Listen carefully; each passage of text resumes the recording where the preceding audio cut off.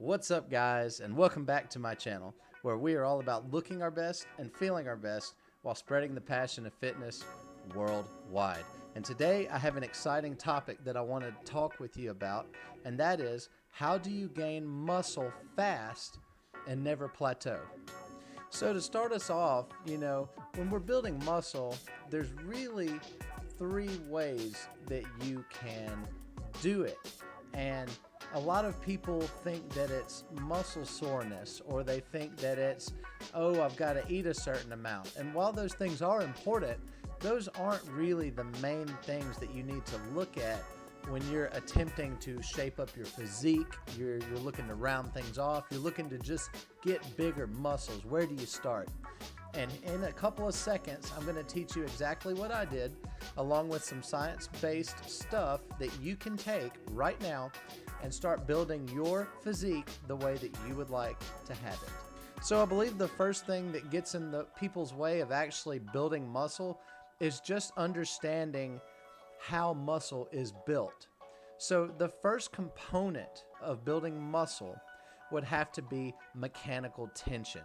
Now, mechanical tension is very interesting because mechanical tension relies on the ability of you to basically overload your muscles with heavier weight, therefore recruiting more fibers. So with mechanical tension, you're talking about anywhere between the 6 to 10 rep range, keeping it low. That would be considered the hypertrophy zone, 6 to 10 reps. So mechanical tension really just means using heavier weights under control for less reps. So let's say with mechanical tension, let's say you start out your chest workout, and you're starting out your chest workout, and your first exercise is the bench press. So we get on our bench press and you start warming up, and then you start doing working sets of 15 to 20 reps. That's not really going to trigger mechanical stress. That's going to trigger a different kind of stress that we'll talk about in a minute. Remember, with mechanical stress, you want to keep the loads heavier, so anywhere in the 6 to 10 rep range is your mechanical stress zone. So in order to hit that mechanical stress threshold, we need our bench press to be heavy from 6 to 10 reps. So if you do this 6 to 10 reps for your first exercise or two, you will achieve one of the components of muscle growth, mechanical tension. I knew you could do it. I had faith in you, man. I knew it. So now that we have a basic understanding of the first principle, which is mechanical tension, we can move on to the second component, which is metabolic stress. These are signals that your body releases when you damage muscle cells to a degree. It's all this cellular activity. It also correlates with a pump. So when you think about metabolic stress, think about the word pump. So with the word pump, you don't normally get a nasty pump doing a set of 5 or 6 on the bench press. Normally, a good pump is achieved when you go into the rep range of 10 to 20 plus reps, even into the 40s. Now, I know this is contrary to popular belief, but as the reps increase, the metabolic stress will increase if you're going to failure or near failure.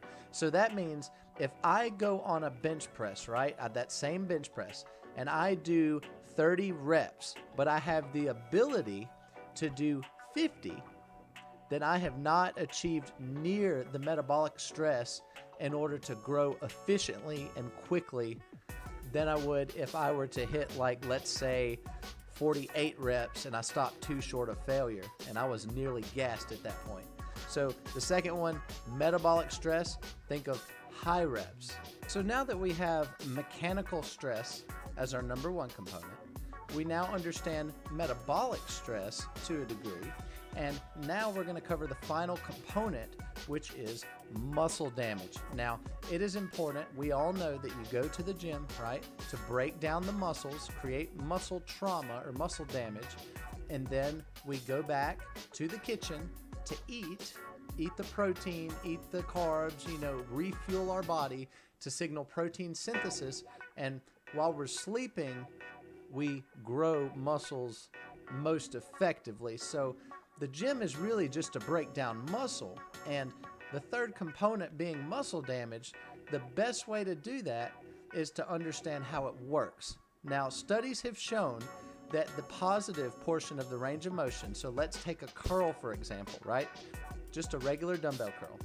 So with the dumbbell curl, when we curl all the way up, that is called the concentric, or the pushing or pulling range of motion. That's the exercise that we're doing.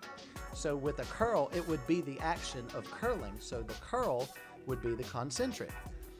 When we lower the weight, when we're all the way up here with our curl and we start to lower it, that is called the eccentric. Now, the eccentric is responsible for almost double the muscle damage and microtrauma that is induced in a muscle. And scientific studies have proven this time and time again. The takeaway from this is that the negative range of motion is twice as important as the positive. So go slower on the negative and faster on the positive. Okay, so in order to understand these principles that I'm talking about, we need to understand the concentric and eccentric. So I'm just going to explain in a little demo here. If you see, I've got a banana and I'm going to be curling this thing, all right? So the action of a curl is to curl. That would be the concentric, the curling portion. That's the positive. All right. As soon as we start letting it down right here, this is the negative. Okay. This is the eccentric. Okay. So basically, with muscle damage, we want to make sure that our positive is nice and controlled but explosive. So a nice fast positive, and then 1, 2, 3. Explode, control, 1, 2, 3. Boom, 1, 2, 3. Every single rep, when I'm serious about gaining a lot of size, will look like this. It'll be under full control. It'll be positive, explode, and control on the way down. The eccentric is responsible for twice as much muscle damage. Okay, guys, now we understand all three components of building muscle. We have metabolic stress, mechanical tension, and muscle damage. So now all you have to do is just put them together in a workout and make your workout work for you. Okay, guys, so here is a picture of a basic workout. This is a chest workout in which I'm going to demonstrate all three principles of growing muscle. So as you can see, we have multiple sets of the bench press, 3 sets, 8 reps, dumbbell flies, 4 sets of 20 reps, and then to finish it all off, we have 4 sets of push-ups at 30 to 40 reps each. So when looking at this, we can quickly see that the barbell bench press, which is located up in the red, is red. It's 8 reps. So it would be considered mechanical tension. Now, the next slide will show you that dumbbell flies being 20 reps and push-ups being 30 to 40 reps, that is the breeding ground for metabolic stress. So in one workout, we've not only combined all three principles, but we can effectively create different workouts with this same rep range and format and get everlasting results that will not plateau. You will not stop growing if you keep things changing and follow these principles of building muscle. So guys, if you liked the video, make sure to like it. Make sure to share with your friends if you thought it was helpful. Also, be sure to subscribe if you haven't done that already for future updates to this channel. I appreciate each and every one of you, and I hope to see you on the next video. See ya.